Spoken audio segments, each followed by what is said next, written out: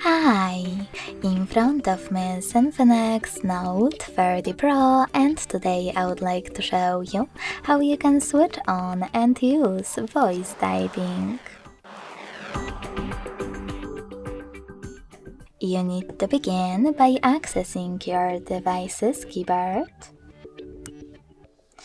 and clicking on the microphone icon at the top right corner of it.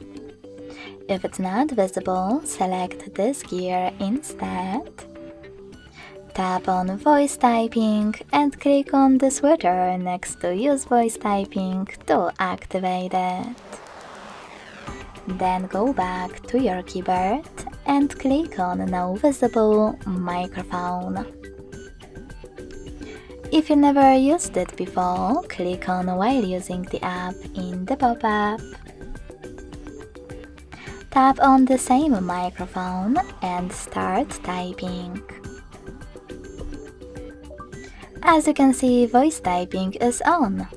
If you wish to stop, click on the microphone icon again.